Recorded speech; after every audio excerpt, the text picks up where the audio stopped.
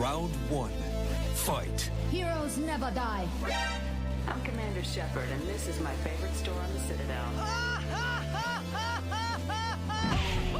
I used to be an adventurer like you. Then I took an arrow in the knee.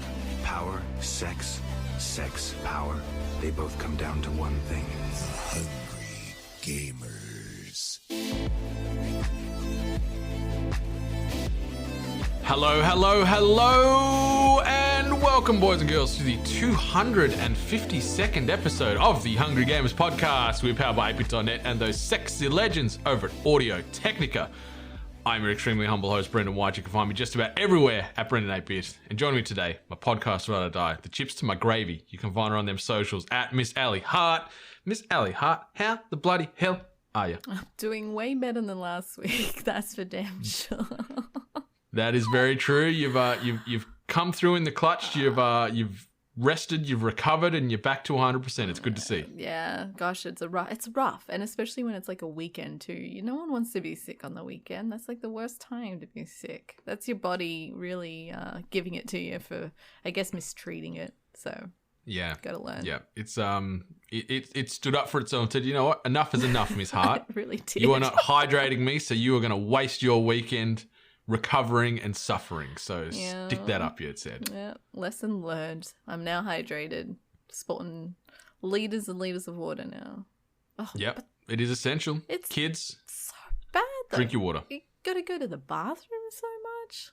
How does anyone have a functioning life like that? Yeah, and it feels like the older you get, the less strengthened your bladder is. Like it feels like it shrinks with every day you get older, so you can consume less liquid, so you need to wee more often because it's just the circle of life, as they say. Yeah. Maybe they say that, I don't know. They might use that kind of reference in regards to bladder emptying and filling, and it's a circular process. In some ways, yes. Yes, sorry, listeners, we have already talked about bathroom talk, but it's not poop for once or vomit, so points to us.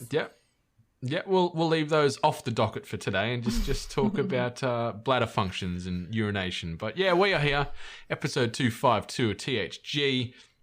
Now I'm thinking about chips and gravy and chicken salt on the chips as well. Oh, I like the duo. Give me the chicken salt with the gravy. I'm in. Oh, see, I miss that sort of stuff. I miss the really thick, crispy chips of Australia and battered sabs. Oh my God, I've got so many battered sabs. I know, you told me about your stash. I'm here suffering. Got to deal with stupid corn dogs. I'm the Dagwood dog Baron over here. It's fantastic. I'm going to open up a little cart outside of my house while I'm in lockdown and just sell them to the neighbours. Side note, we've got kids in our suburb, completely unrelated, but related to this thread that I was sort of pulling on just now.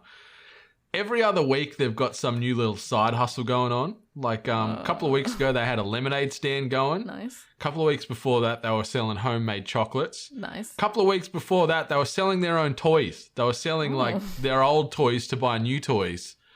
And I think they've realized I'm a bit of a mark. And not only did I just driving home, they'd sort of almost stop you in the street, in the car to say, hey, do you want to buy this stuff?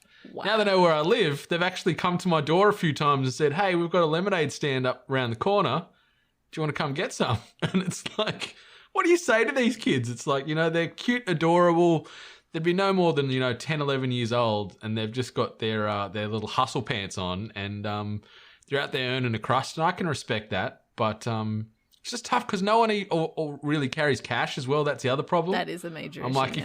if you take FPOS, I'm all for it, but if not, I can't help you because no one carries cash anymore, kiddos. Kid whips out Venmo. Yeah. You got PayPal? Send me your deeds. What's your pay ID? I'll transfer it right now. But yeah, I'm curious to see what their next little mogul-esque move is going to be. Oh, so get big. They're working their way. Maybe cookies. Maybe they're going to start doing like Girl Scout cookies and Scout cookies and stuff like that. Maybe they'll start selling that. I'd watched enough American television and film to know that there's fantastic flavors and assortments, and I'd probably buy all of them if they did that. Yes, Girl Scout cookies do live up to the hype that TV kind of established for them, but it is also absolutely terrifying, like how much of a weird multi-level marketing scheme kind of thing, it seems, where when it's cookie time, you know, you find your dealer, you know, you got people like trying to sell it in like car parks, in front of grocery stores, just at parks, and then you have people wheeling and dealing in offices. It's a whole thing. It's like It is a whole thing. like the fundraisers when we kind of like grew up, where it was either like candy, like you get the box of chocolate and you had to sell the chocolate, and your parent used to always have to take it into work. It's kind of like Do you remember, was it Jump Rope for Heart? Is that what they called it? Remember that? Were you part of that as well? What, when you had to skip a certain amount of skips for money? Yeah. I mean, I don't think I ever did it. Yeah, I think I did it very poorly, or at least I went around and raised money and never did it. So it was that, and then there was like the cross-country, whatever the cross-country one, where they'd make you, just run certain distances to raise money for whatever charity it was at the I time. don't think we ever did it for charity. I thought it was just a cross-country.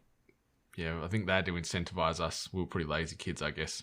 Still for charity, though. Have some candy and win a bike. Candies, yeah. That's contradictory, but oh well. Yeah, good times indeed. Anyway, back on track. We're here. We've got a very normalized episode of THG for you coming at you. And I guess we could jump right into what we've been up to. And over the last couple of weeks, with thanks to Devolver Digital, we've been able to work our way through a little indie darling that is getting a lot of positive press around the internet. And we're talking obviously about Death's Door, which was done by Acid Nerve, which was actually... surprised me when I was doing some research. Acid Nerve is a two-man team. So Mark Foster and David Fenn made this game. Two people made Death's Door. And it is a phenomenal little indie gem. And maybe not even like indie gem, maybe that's being disrespectful. Let's say it's a phenomenal little game. It is charming, it's cute, it's somber, it's quirky, it's got some comedic licks in there, it's got some sort of beautifully horrific imagery and quirky characters that are a little bit Tim Burton-y, nightmare fuel-y to a degree. Yeah. But I've been really, really enjoying my time with this game, Miss Hart. How about you? I also have actually really, really enjoyed my time playing it. I'm having these sessions of just like picking it up and then just not putting it down out of sheer determination of like overcoming certain obstacles that I'm like, nah, this time around I'll get it. This time around I get it. I have to thank Jono because like I'm pretty certain Trigger Witch, it was probably a good introduction to me to play these kind of style of games. And I don't know, maybe I've bitten a bug and I'm starting to like these kind of, like these puzzles. It's the puzzle element that I think I enjoy more. I don't mind the action and the hack and slash, but I do really enjoy these like puzzle rooms where you got to solve whatever needs to be solved in order to unlock a gate or unlock the next part of the stage. So it is also beautiful. I can't actually believe that only 2 people were involved in the making of this game because the style is really stunning. The music is so beautiful. One thing that has really taken my notice is the music, and it's just really, really pretty. And really it just fits everything. Like everything that about the game stylized just really, really works. And the ideas are very morbid in this game. Like it's, you're playing as a cute little bird and, you're out there hacking and slashing in this world. And then, like, when you really think about the undertones of, like, oh, these are souls that you're taking and these people need to, like, accept their death and move on to the afterlife kind of thing. Yeah. I'm like, wait, these are really dark tones. Yeah, it's very, like... The morbidness of the game is wrapped in this very cute, whimsical bow. Like, yeah, you're playing this little crow, and for all intents and purposes, you're like a little sort of hireable Grim Reaper. You're out there harvesting souls for this group of crows that sort of work as sort of a bureaucratic sort of gatekeeper to the afterlife, you could say. And just out there doing your thing and reaping souls and earning the crust, and then going back to the bureaucratic HQ and checking in with the guys in admin and the people in sales and all that. Like it's crazy that you sort of got this modern day like industrial world, like almost like a little crow-based CBD, and then you're sort of transporting into these other worlds where you are harvesting these resistant souls that refuse to, I guess, accept and then go into the afterlife. And it's so well done. Like the action RPG flavor of this game, like you hit it right on the head where, I guess we can indirectly thank Jono, where we've played now back-to-back games that aren't in our usual rotation and play style, that both sort of lean heavily to that sort of throwback Zelda style, and we've both been really enjoying playing these two games. And it hooked me right from the jump. I loved the muted color palettes in this game. I liked the quirkiness with the interactions with the characters. The combat was super simple to pick up. Like it's only a handful of buttons to sort of engage with enemies, but obviously you can level up your abilities and items and your play style as you go. But the enemy archetypes are very diverse. The boss battles you have in this game are fantastic, and as you said, like they can be punishing, but learning the moves, learning the tells, learning the sequences that you need to sort of hop, skip, and jump around or hit this or avoid that, dying a couple of times and letting that absorb into your muscle memory, and then going back and defeating these bosses, knowing what you did wrong and what you need to do, is so rewarding. It felt so great when you finally took down that boss, had those interactions, and then progress further into the story. Like it's so fun to play this game in like every aspect. Like I've been loving this game, Miss Hart. And it is rewarding when you finally learn, like when you are going against a certain boss or a certain stage and you are like failing. That is a punish. Like, you do your levels of frustration, and then you get, you accidentally roll off the edge of the map and that kills you, or you roll into an attack and then that's it. Like, I do believe the difficulty of this game, I think it's fairly set. I couldn't really see a kid playing this game. I definitely think you would have to have some kind of skill level as a gamer of playing this game. But it's not necessarily difficult, and it's not necessarily easy. I think there's just like a lot of elements to it that it essentially pushes you into a learning process to get you ready for future battles. And I like the only thing that and I'm still not liking this, and I think I even said this about Ratchet and Clank, where I as a player don't like knowing I can see something like that I want to grab, and then like straight away I'm like, I can't grab that until obviously further on in the game when I unlock something, and I have to come back and get that. That still bothers me, and I've encountered it multiple times in this game, and that's the only thing that kind of irks me and just kind of frustrates me a little bit. So that would probably be my only real major negative. Everything else, like I couldn't believe that this game captivated me. Everyone knows that I'm really big into Volvo Digital and everything that they kind of bring out. I always try to support the titles, but when this one came out, I definitely thought it was gorgeous. And I'm like, but it doesn't look like my kind of game. And happily enough, they proved me wrong. I love it. It's very enjoyable, and I haven't finished it, full confession, but I'm enjoying the journey to get to the ending. So yeah, I finished it during the week, and really, really great experience. I think all up maybe, like I don't have, like I didn't look at the playtime count or anything like that, but I'd say somewhere between 8 to 10 hours, I'm guessing all up, somewhere in that realm, it feels like, but it didn't feel like, oh my God, I've put 10 hours into this game. Like it's so much time. Like I've been doing it like you have, where I've just been picking it up, playing it for a couple of hours, progressing a bit further, maybe getting to a point where I might have struggled, or I'm just like, that's enough for now. And I put it down, go do something else. And it's great in that regard. But it's just so cool. I completely understand what you're saying about where they're like, you can see just at the edge of the map you get to, and there's a secret up there, or there's a door you can't get in or whatever, and knowing full well, I'm going to come back here later when I've got the necessary item or the ability to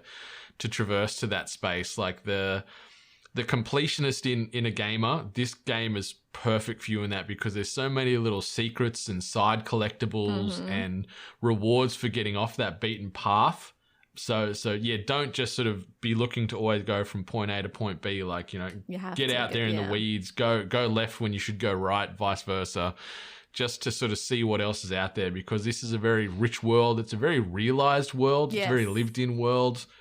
And it's expertly done. And I've been loving my time with this game, and just the just varied assortment of characters you meet along the way. Just there were some moments and some exchanges you have with these characters where I was literally laughing out loud with some of the things they say, or just their mannerisms. Like, or their name. You meet someone in sort of the first third of the game who's got a goddamn like soup pot as a head. Pothead. And, you know, he's offering you to, you know, eat the soup out of his, like, I don't know if that means you're eating his brains or whatever. He's offering you, you know, to have a feed. And I was just in hysterics with some of the exchanges you have with him, and then meeting some of the bosses and some of the interactions you have. It's just really, really, really well done. Like, Acid Nerve is a studio I've heard of before, but I've had no touch with their gaming history. And I think Death's Door has just really, really put these two very talented game developers on the map as far as what the future has in store. And they've nailed Death's Door. Like, looking at Metacritic, it's an 86 on Metacritic with a user score of 8.6. So it's very, very, very positively reviewed. Came out on my birthday, which is awesome. So I can't say that I'm directly responsible for this fantastic game, but I'm taking a little bit of it because we share the same birth date now. So we'll be remembered sort of, you know, together. Yeah. Maybe. I definitely think for any other person out there that maybe looked at this title and thought, like, I'm not really into these kind of games, me and Brendan are changed people. We're quite attached. It's I feel like this game is a great experience overall. If it's not for just the overall gameplay, it's just being in the universe and just seeing the design of both character design and music design. There's some adorable characters in this game. Like Brendan mentioned, Pothead. He's quite a sweetheart, but even his grandma. The design for her is very, very great. It reminds me of a lot of cartoons and animations growing up. So I think if you're on the fence about it, definitely look into it more and maybe give it a go, because I'm really, really enjoying it. Yeah, me too. Available on PC and available on Xbox. So we played, and I guess you could say we're reviewing it from our experiences on the Xbox Series X. Ran smooth. I had zero freezes, zero crashes. Yeah. Didn't notice any tearing, anything like that. This thing was just buttery smooth from boot up to finish. And yeah, the graphics on this thing, like, it's cute and it's gorgeous, but it's got its own quirky charm and a little bit of sadness in certain parts with characters and whatnot. Like, it's so great. And that sort of bullet hell style arena fight you have with the battles, and just those parts where they'll sort of zone you off and you've got to kill waves of enemies as they're coming through those gates. That shit's intense sometimes. Like, it's crazy where you've got 10 different enemies coming at you, and there's maybe 5 different archetypes where some of them are, you know, like little mage casters shooting projectiles. You've got melee guys, you've got guys charging at you, and it's like heart racing stuff. And yeah, I really, really, really enjoyed my time with this game. Acid Nerve, like, thumbs up to you two legends, because this is going to be one of the games of the year. I'm confidently throwing that out there, and you can already see, like, 86 on Metacritic. A lot of the world is very high in this game. It's getting a lot of positive press. Everything you see on the socials, it's just thumbs up. And even, like, one thing which I thought might have just ended up being a throwaway thing that I'm seeing on the socials a lot is regarding the signs. I accidentally chopped the sign the first time when I meant to press it and read it. Chops the sign in half, and then it shows what the sign reads, but the wording is only in half. It's only showing you the bottom of the words across the bottom of your screen now. Yeah. And I thought that was just such a simple, nothing little bit of code, but it's so great. It just shows, like, the love and attention to detail that these guys have put into this game. So yeah, I can't speak highly enough about this game. It's hard. I recommend it. It's 8-bit approved. Yeah, it's a phenomenal little gem. Yeah. If you don't play it now, put it on that bucket list. 100%. Yeah. 8 to 10 hours, really rewarding, great cast of characters, fun yet challenging combat, great puzzle elements, great exploration. Just that art style. I love that sort of muted, sort of stripped back color palette that's in this game. Contrasting then with like the bright neon bits of like the bow and things like that. Like it really contrasts with the background and the foregrounds in this game with your little crow. Yeah. But it's so great, Miss Hart. Yeah. So great. We've been very lucky with a couple of back-to-back indie winners Yeah. that we've been tackling here. Anything else that's been happening this week? Anything you've been watching? Anything else you've dabbled in that you wanted to highlight before we maybe start rocking and rolling through the main course of the show? No, apart from doing my assessment work, blah, and just catching up on all the TV shows that have been coming out like lately. Ted Lasso. Now that Oh God, I haven't watched episode 3 yet that came out last night, Not but me the either. first 2 episodes of season 2, it's just great fun. It's just good, wholesome comedy with roots of like drama and just real world stuff. Yeah. It's just a relatable show. Yeah, it's a great show. Anyone that hasn't watched it, although that gap is feeling like very, very thin now between people who haven't watched it and watched it. I'm glad that the message has been kind of getting out there about that one. 110%. I tried season 10 of Apex Legends this week. Oh, so it's looking that's good. dropped. I'm hearing positive stuff. Yeah, it's looking good. Some new changes as far as like there's a new slow firing LMG in the game, which feels fucking nice. The prowl is back into the mainstay roles, but it's only burst fire instead of alternate or like automatic. You can't sort of switch it to full auto. It's just burst now only. I played a couple of rounds of Sia, the new character that's made his way into the game. How is he? He looks interesting based on what I've watched. He's a freaking cool dude to play. Yeah. And he can really, really, really help your team. Like a lot of like his abilities are primarily focused on highlighting enemies on the map. His sort of LB or L1 ability sort of shoots this singular cone in front of him out to 75 meters, and it highlights any enemies in that cone, so you can see where they are, where they're moving, which way they're facing. So if there's like 1 or 2 guys hunkered down in a building, you can see which way they're going and sort of strategize to get in around behind them. If you hit them dead on, it does damage to their shields and health as well. And it also shows their sort of shield and health level, so you know how much health or shield they have. And then the ultimate drops this big cone, big dome, around the map, and it highlights all the enemies in there and which way they're moving. You can see which way their steps are. So it's really, really cool. End game with that, I played only played maybe 5 games total, and I played 4 with him. Using these abilities in the end game where it's a nice condensed zone, knowing exactly where everybody is, it can really help sort of lower the heart rate in that final sort of skirmish. So it's been fun, and just the changes to the World's Edge map has been nice. Obviously, with each new season, there's things that happen to the map that makes it fresh and sort of changes up that rotation, that play style, and it's really fun, Miss Hart. We need to get out and rumble. Yeah, I've definitely been meaning to jump into this new season. I'm hearing a lot of positivity, obviously, on the new character, new map. We're also hearing like a lot of reports of like just gameplay stabilization. A lot of people are saying they're not experiencing as many drops or like frame rate issues or just like downtime on the servers. We're also seeing a lot of major players in other battle royales moving over to to Apex. To Apex, Yeah. So, people like from Fortnite and from Call of Duty, have been kind of dipping their toe into Apex and liking it. So, that's always positive. Positive to always grow the community, because the more popular a game gets, the more funding and backing and support it gets, and that's just better for all players. So. Yeah, it's really, really great. And I even before this season rolled over, the start of the week, I played just a match at the back end of season 9. I play as like Valkyrie, sort of my main these days, and I had another one of those matches where one of the players disconnected before the game even started, and the other player got knocked, got dropped.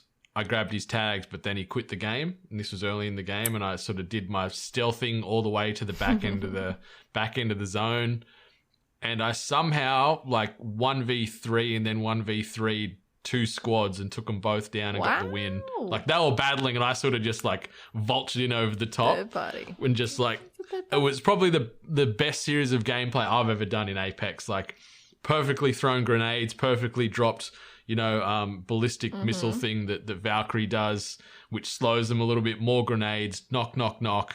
Got this next guy, jumped over this roof, ran through here. It was a whole thing. And it was like, I felt like I got to retire right now from this moment because I've peaked, but it was so great. So, Apex Season 10, it's good fun. C is a cool character. Just great Battle Royale hotness. Yeah. Tons of fun. Yeah. Tons of fun, awesomeness, and all that other good stuff. And if you're looking for other good stuff, you can obviously go support us over at ko-fi.com/weare8bit. For the low price starting $1, you can get some tiered subscription levels. Going to get you exclusive access to podcasts that are only available on Ko-fi, as well as early access to a host of 8-bit-centric podcasts, as well as also periodic merchandise and just general swag drops depending on the tier of subscription you have there over at ko-fi.com/weare8bit. Obviously, if you want to do single standalone purchases, you can get the 8-bit Founders Coin for the low price of $20 AUD, delivered anywhere across the entire planet Earth, no matter where you are. As long as you've got a postal address, we will get one of these coins shipped out to said address for $20 Australian, including shipping. So get in on that. We only got a very small selection of these coins left, and we're not going to be reprinting these, not going to be repressing these. Once they're done and sold, they are gone forever. So get in now to get yourself on a piece of 8-bit related history. Our August giveaway is officially live. If you head over to 8bit.net/win, super simple, super quick. Just, there's a question there to answer as far as what you would do with the G1WL Audio-Technica gaming headset you'd win, as well as some other swagger. It's going to take you literally 60 seconds to get done. So 8bit.net/win. Register for your chance to win a ton in our big August 8-bit snack pack giveaway hotness extravaganza. Winner will be announced at the start of September. Miss Hart, shall we talk about our friends over at Audio-Technica? Oh, let's do that. Now, before we do this, I pressed the wrong soundbite. Rule number 1. No touching of the hair or face. I don't know why that bite's just there. I was looking for this one. All right, listeners. Whether you're a budding podcaster, streamer, YouTuber, hardcore couch gamer, or just an audiophile, Audio-Technica has you covered with the best range of audio-based equipment in the market today. If you're wondering how the Hungry Gamers sound amazing from episode 1 right through to now, it's all because of our friends at Audio-Technica, our audio partner of choice since 2016.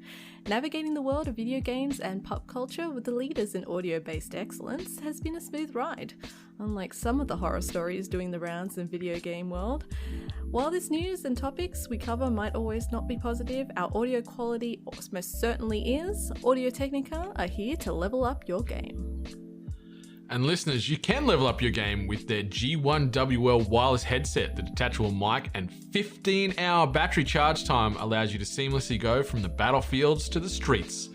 If wireless gaming headsets aren't your thing, fear not, as Audio-Technica can upgrade your vinyl recording listening experience with a sexy range of turntables, improve your KD ratio via their market-leading assortment of microphones and headphones, or just generally improve your listening experience with an expanded wide range of headphones that come with all the latest bells and whistles. We're talking Bluetooth, noise cancelling, in-ear or over-ear. There truly is something for everybody over at audiotechnica.com or audiotechnica.com.au for AU/NZ based listeners. On to the news. This week's news headlines. So listeners, it's going to be a little different this week. We don't have, I guess, a ton of deep dive intricate news articles. We've got a lot of little quick hitters. So It's going to be primarily a shots fired based episode here, where we've got a couple of sentences, maybe a paragraph for most of these, and we'll jump in, give some insights, and just keep the good times rolling here in the studios today. So the first one And this sort of follows directly off the back of last week's episode where we talked about the sales successes of the Xbox and PlayStations for the final of, up until the end of June into July as far as their previous quarterly earnings. Nintendo have come out and they've announced that they've had some strong results for this past quarter as well. The company posted net sales of $2.94 billion US dollars, billion with a B, for the 3 months ending June 30, 2021. It is a drop of nearly 10% over the same period the year before, but in more positive news, the Nintendo Switch console sales have now surpassed 89 million units worldwide. Wow. Holy guacamole, that's a lot of Switches. That is a lot of Switches. It's always hard to keep tabs of like all these like numbers now across the consoles that are out there. I'm wondering, is Nintendo Switch going to include every variation of the Switch under the same kind of? Yeah. So that 89 includes like the Switch Lite SKU as well as the standard Switch, and obviously now we've got the Switch OLED coming in what, a month and a half, I think, if my maths is correct. So yeah, this is just the whole Switch family encompassed in that 89 million. They're forecasting, Nintendo are saying, between now and the end of March. So what have we got? 6 months. They're predicting another 22 million units to be sold. No shock there. Between now and the end of March. So that's gonna bring them up over 111 million units sold between now and the end of March. Oh well, since this thing's hit the markets the end of March, I should say. So, yeah, that's huge. Yeah, that is huge. It's pretty interesting that a portable console had such a success, considering the year that we've had. Most people not being too portable in their life, but the Switch is quite a good escape, especially when it comes to an all-round kind of accessible console for ages alike. So Nintendo Switch never really seems to struggle when it comes to sales. It's Nintendo, right? Yeah, Nintendo's just got that shine and that prestige attached to whatever they release, whether it be good, bad, phenomenal, average, whatever it is. It's because they've got so much good grace, and positive karma within the gaming space. A lot of gamers are just naturally going to say, "Yep, I'll give it a crack."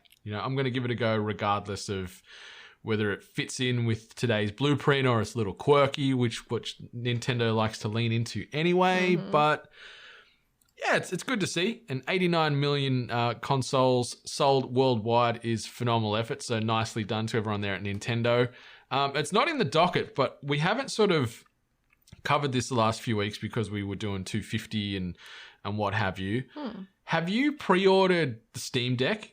No. I haven't asked you this. We hadn't talked about it. I'm like, are you in on the Steam Deck? Are you going to get one of these bad boys? I don't leave the house. Or you could... I know, use could it play on the it in shitter. the shower. Get a waterproof casing. At least we both went to the bathroom. Those are my two places, my house and the bathroom. I don't know, I pondered over it, but at this stage it's really new technology and I'm a little bit of a techno pessimist, so I'd rather let the first batch go out, let people experience it. There's going to be maybe some software flaws, maybe some issues and hiccups and bumps, and if it turns out that it's the most amazing thing in the world, then I'll jump on at the end kind of thing. So, but I don't really need it right now. I've been toying with the idea, but they sort of gatekeepered me out of there because obviously it ties to your Steam ID, which ties to then your country of residence.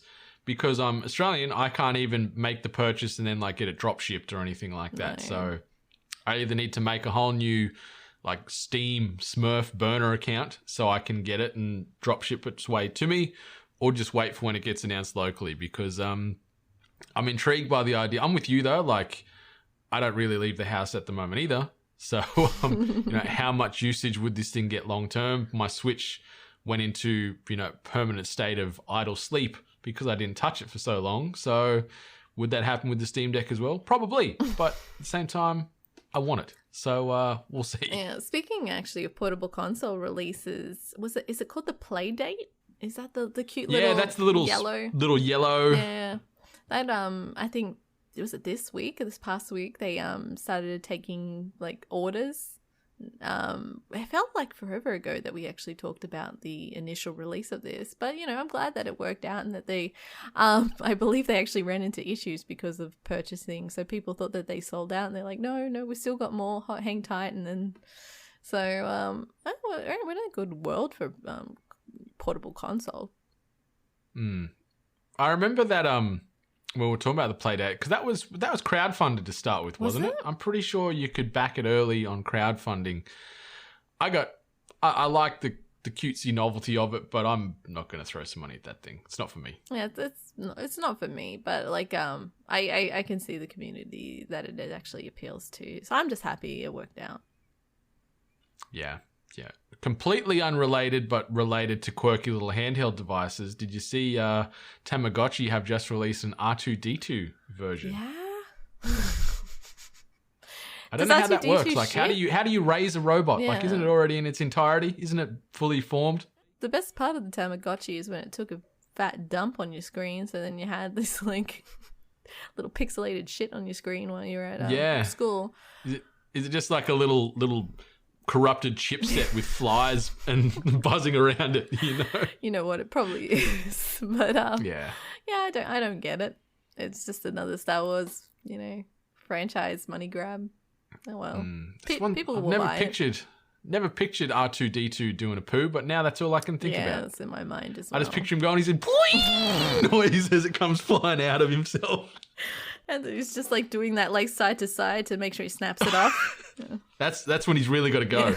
See, that's what he's doing in the movies all the time. He's holding it in. He's busting.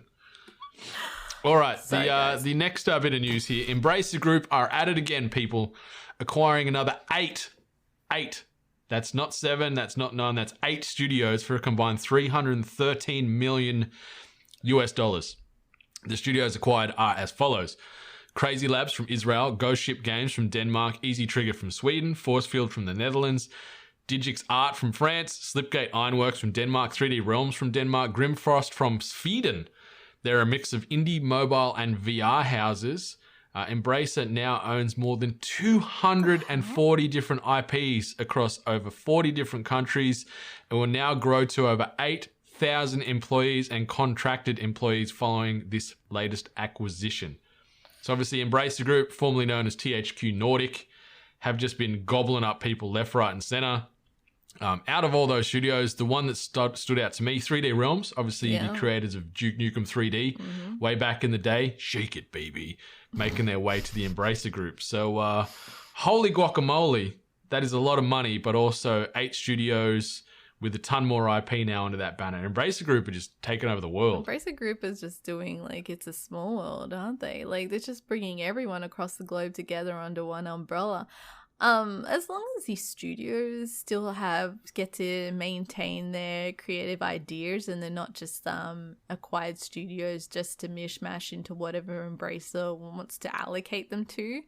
I always worry whenever like big companies take in these studios and then like kind of just like I don't know, I always worry that like these studios who probably had their own creative endeavors like start to get that kind of diminished. And like we've seen who was it recently who kind of took over some studios and then just allocated them to do the butt work of Sony products. When Sony picked up a few studios and they're like, you're gonna be like the cleanup crew now, you're gonna run shotgun with these, and like there was the Bend situation with Sony where they're like, we've got this new IP, we want to make that, and like, no, you're going to help with The Last of Us multiplayer or something. Yeah. And it's just, and from what I've seen, from some of the press releases doing the rounds and some of the media coverage, some of these studios have been acquired to work in a support capacity for other studios. So they are, getting that creative freedom pulled back and saying, all right, you're now, you're the bench warmer, you're the support crew. You're gonna help finalize these other studios' games. So it's disheartening, but at the same time, I guess this money that they've bought for these studios hopefully can allow the people at these smaller studios to live a better life, to have more flexibility and freedom and control of their futures as well. That's true, yeah. I can look at it from both sides of the coin. But Embrace Group, $313 million, 8 studios. 240 different IPs now under their banner. Holy moly.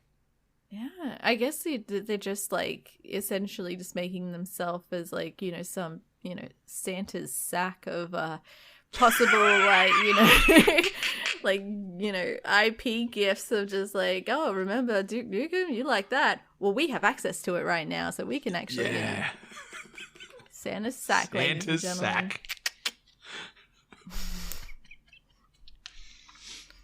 Ah, bless. Santa's sack. Embrace the group. That's got to be part of their slogan now moving forward.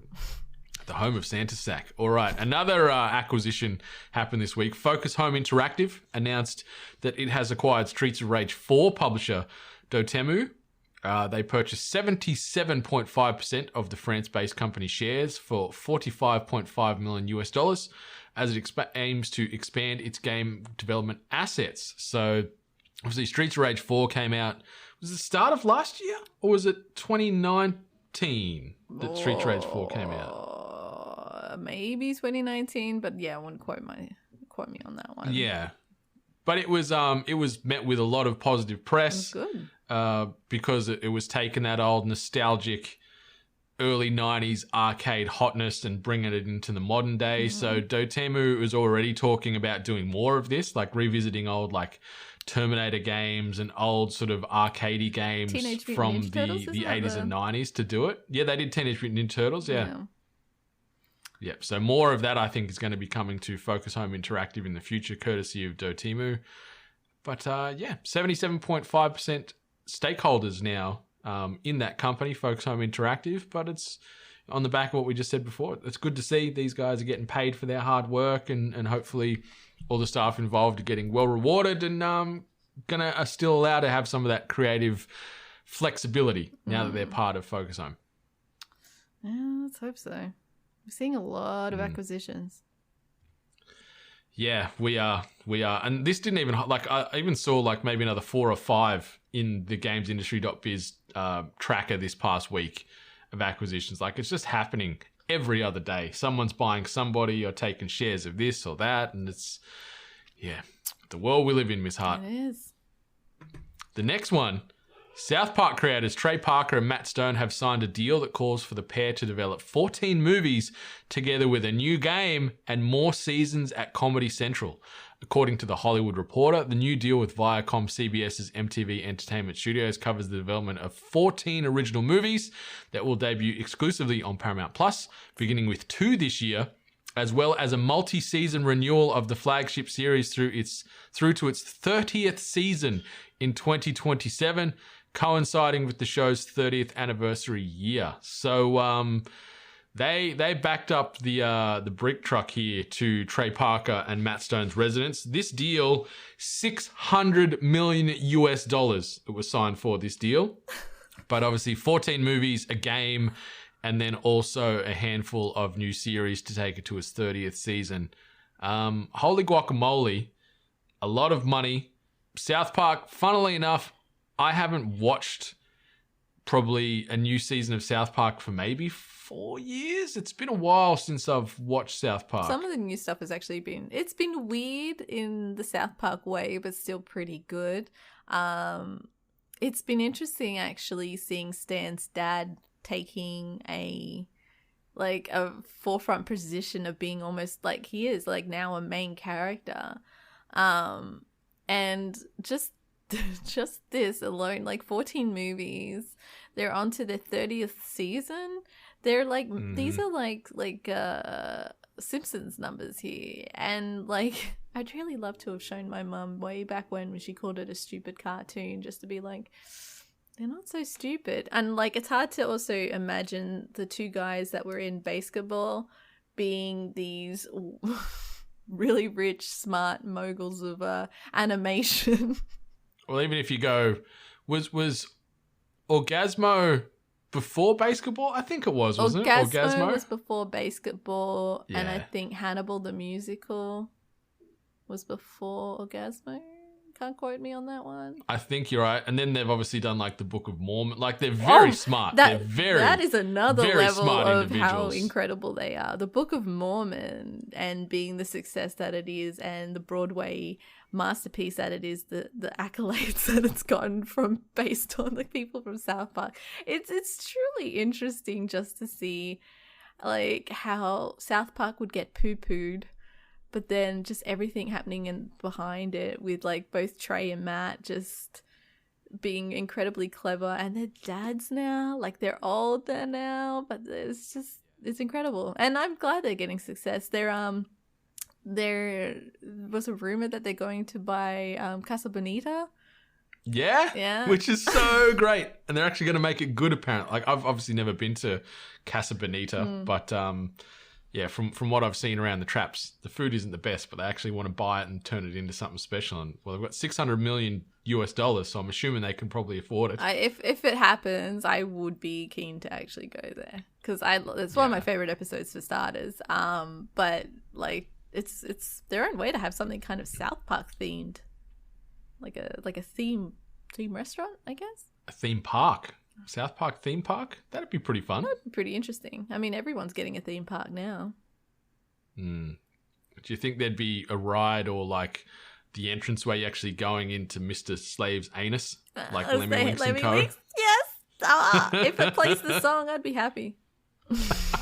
That episode's an absolute banger as well, meeting like the Kotata fish and stuff like that. It's so good. But I think the stealth announcement in this is the new game. Oh yeah. So are we going to get the third game in the old Stick of Truth Fractured Butthole sort of universes where are they going to go back down the superhero route and take the piss out of Marvel and DC again, or are they going to lean into the Lord of the Rings, Dungeons and Dragons sort of vibe again, or are they going to go something completely different? But if we get a game in that sort of play style and that type of vein again, I'm all for it because those games are phenomenal. Yeah, they were great. They're they're pretty fun, quick bangers. I don't recall them taking too long.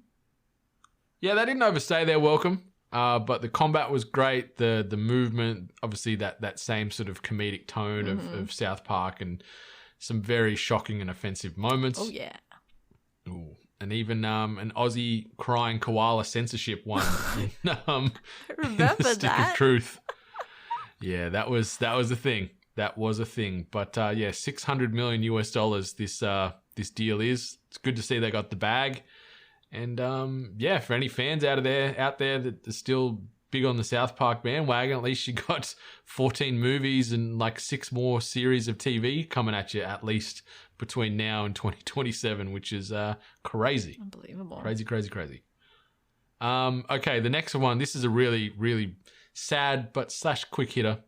Saber Interactive's Evil Dead game has been delayed from the back end of 2021 into February 2022. So it's not a huge delay. It might end up being maybe 3 to 4 months, but they're just saying they wanted to add some extra polish to the game to get it out and released to its full potential.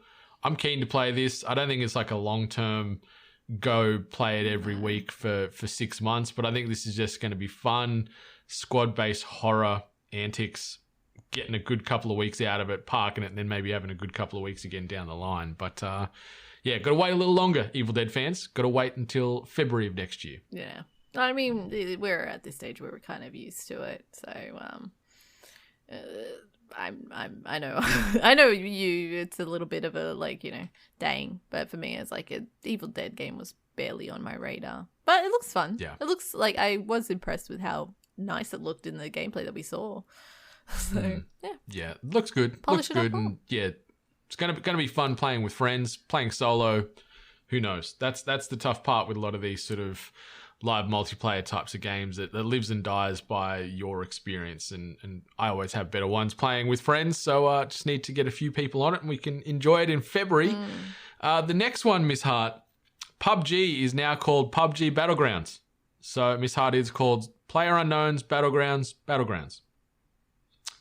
This apparently has something to do with Crafton, who was sort of one of the main overseers of the PUBG world. His plan to create a PUBG universe. So all their future games are going to be called like PUBG : blah. PUBG, blah. So they're making a whole heap of other different games. But for now, the old PlayerUnknown's Battlegrounds, it's called PUBG Battlegrounds. So PlayerUnknown's Battlegrounds. Couldn't they just called it like PUBG Battle Royale or PUBG Rumble or some shit like that? That's a little silly. Like no one there kind of stopped this announcement and said, "You do understand how stupid this sounds, right?" But oh well. It's so dumb.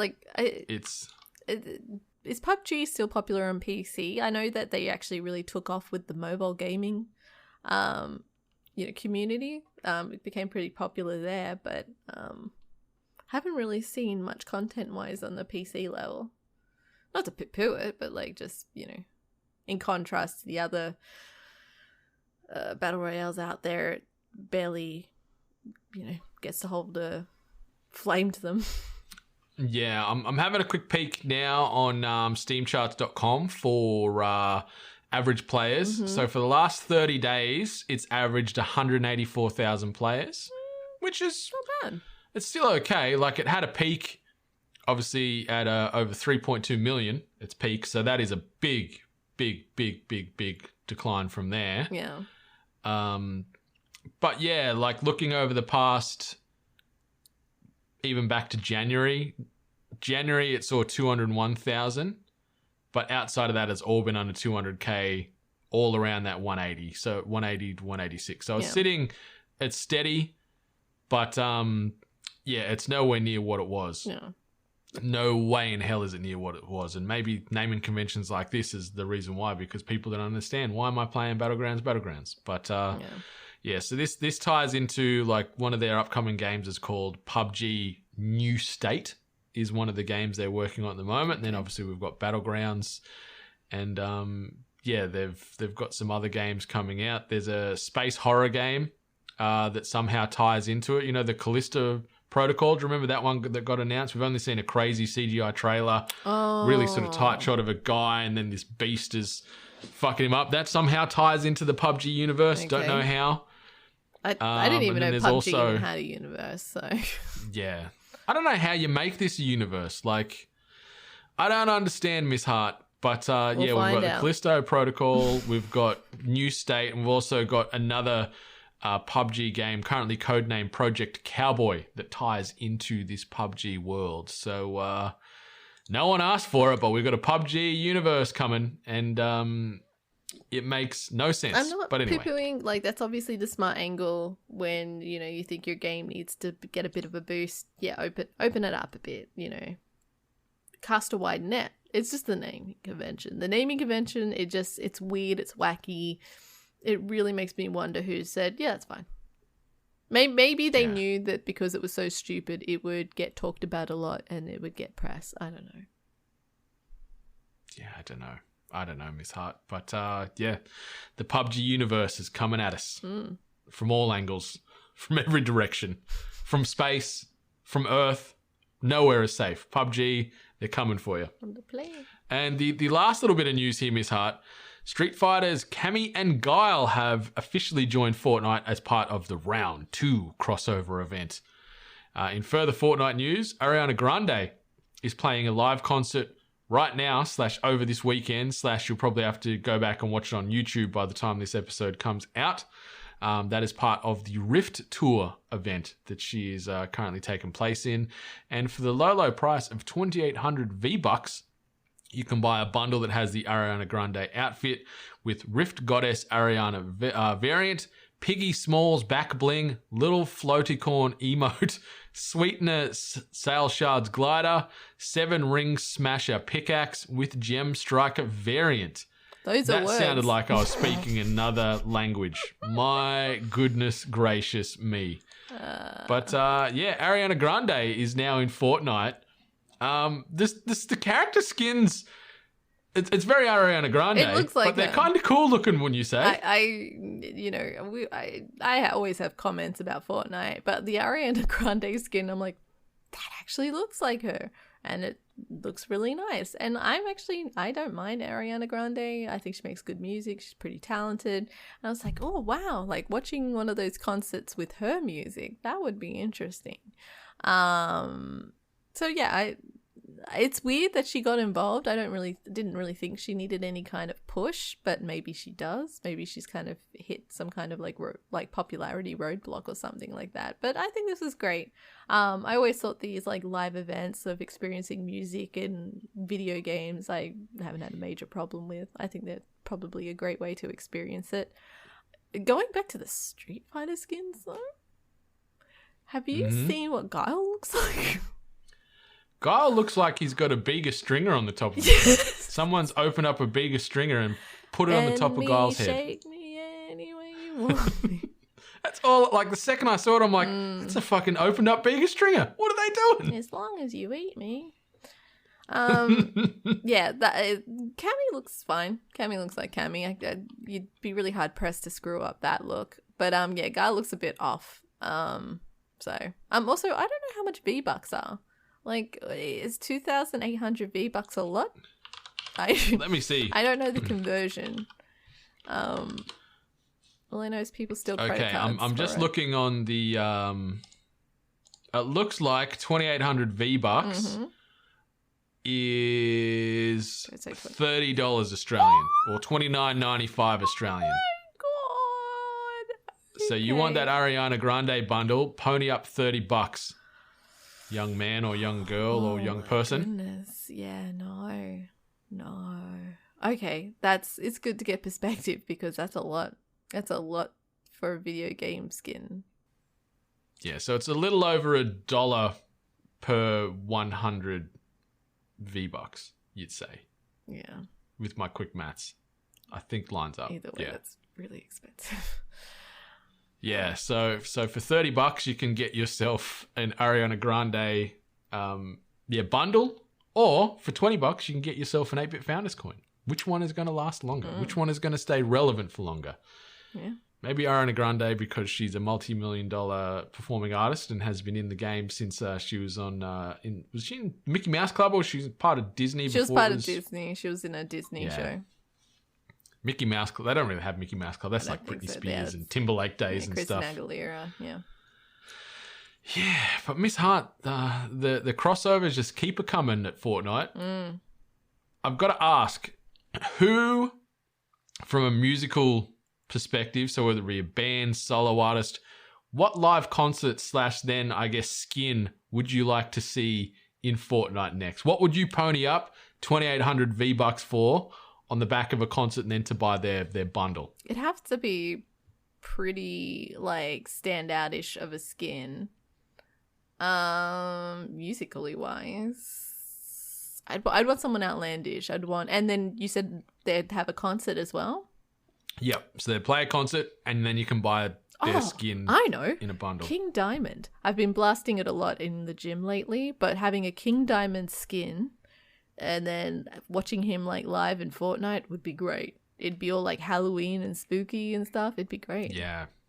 Good call. I'm leaning into the spookies. I'm going to say Slipknot. Give me some Slipknot skins where maybe you don't need like all 8 individual skins, but maybe you could weave in some sort of like acknowledgements to band members in the way of like the backpack or the pickaxe and stuff like that. But give me some insanity Slipknot virtualized concert. I know it's a bit rough. Joey Jordison, sympathies out to his family and friends. He passed away at 46 about a week or so ago now. Sad. But yeah, give me some Slipknot immortalized in Fortnite. Yeah, I think those skins look cool. Crazy ass nightmare fueled jumpsuits. Like, yeah, let's go. Yeah. And also just listening to kids sing "People Equal Shit" watching a Fortnite concert would be absolutely hilarious. Would be good. Duality. All right, so that brings us to the end of the news. Let's jump over to this. Tweet of the week. And this tweet comes via way of Nebellion over on Twitter. Obviously, because it is the tweet of the week, where else would you get this from? But the tweet reads, while the Dead Space remake is built from the ground up based on the original design docs, some elements that, in quotes, don't work will be cut.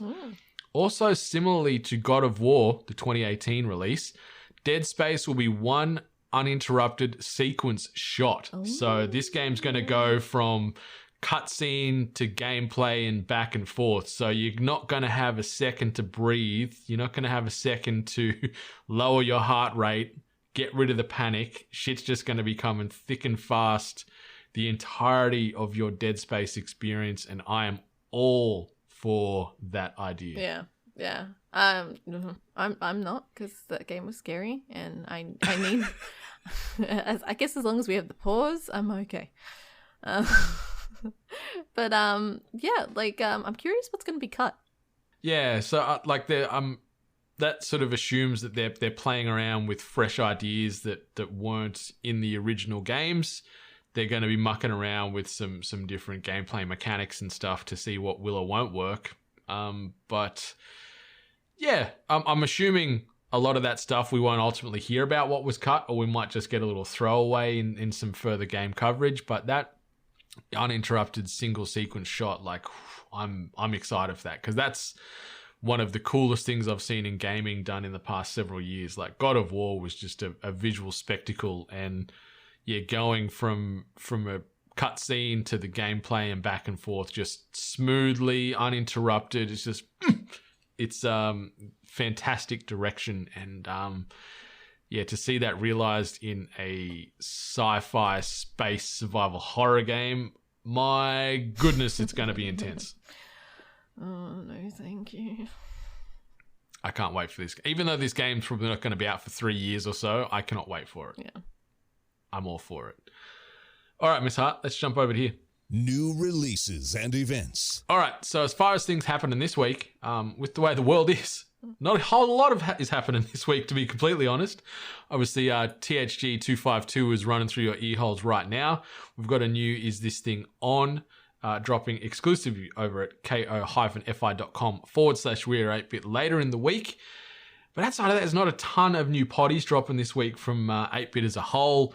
As far as video game releases, we get the physical version of Hades dropping this week on the 12th/13th of August. That's going to be dropping on PlayStation 5, Xbox Series X/X, PlayStation 4, and Xbox One. Is that Game and also, Pass? obviously, yeah, you got me. Drop it on Game Pass on that day one. So anyone that hasn't played Hades, get in on it, especially if you've got Game Pass, because you've got nothing to lose. You're already paying for the service, and you're going to get one of the best games to come out in the last several years. Won so many Game of the Year awards last year, rightfully so.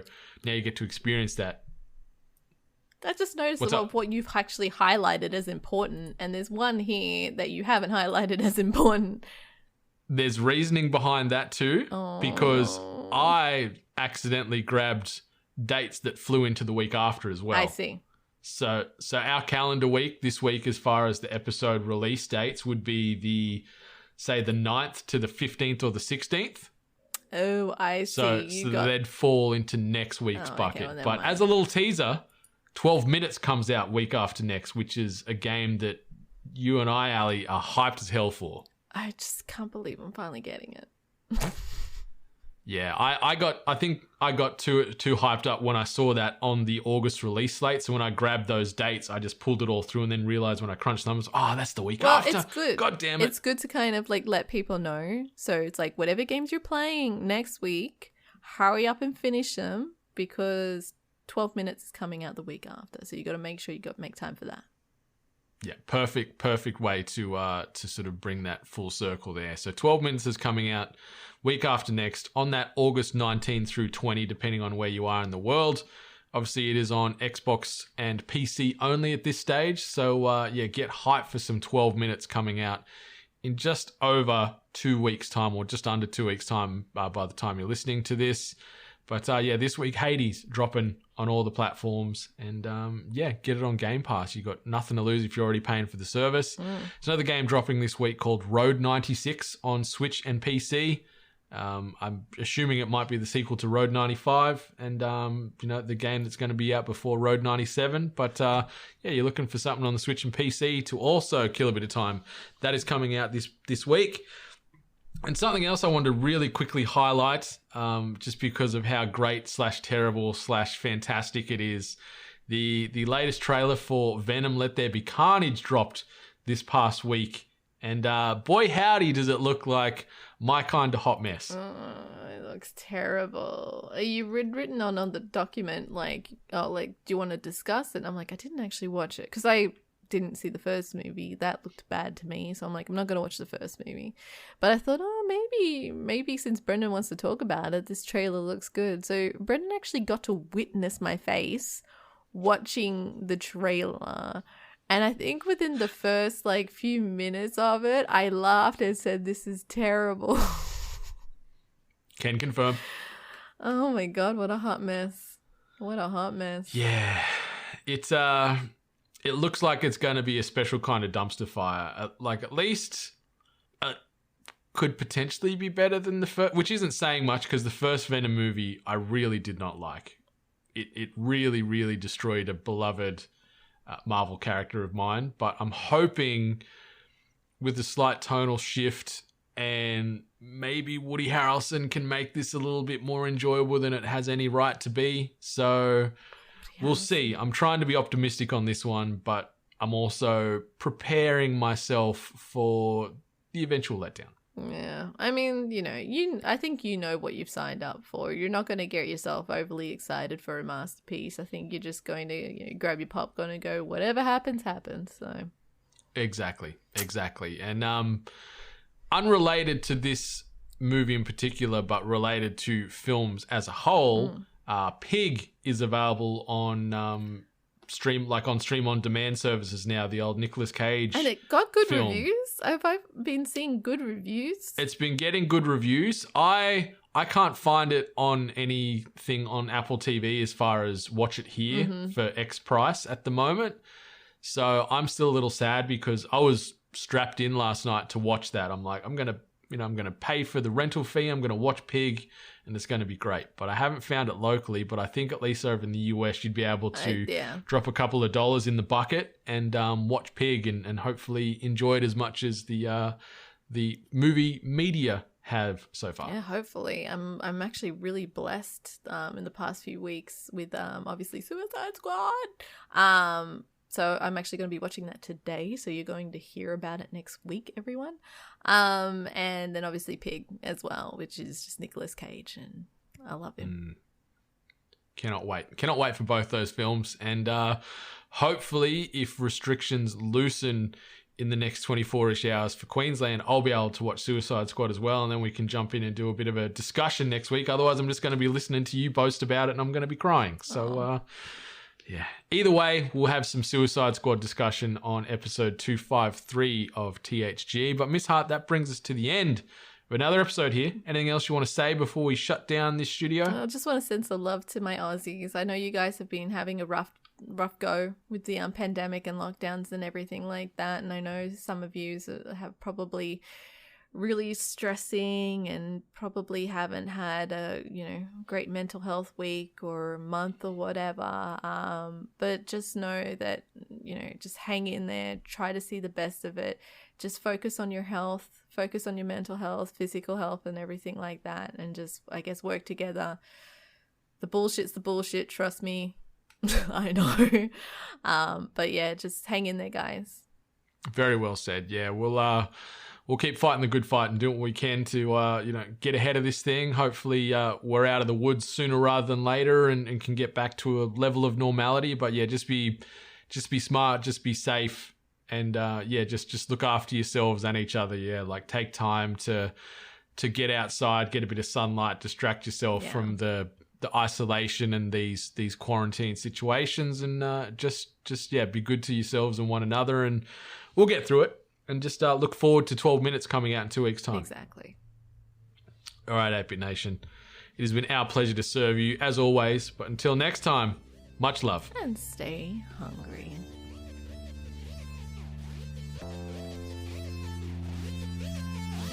You've been listening to The Hungry Gamers, one of many gaming and geek culture related podcasts from the 8-Bit Collective over on 8bit.net. Check out more episodes on your podcast service of choice. And while you're there, please be sure to rate and subscribe. Until next time, boys and girls, stay hungry. Shout out again to Lemmy Winks. That was a fantastic unscripted pull and reference we had there. That was beautiful. Lemmy Winks, Gerbil King. Such a banger of a track.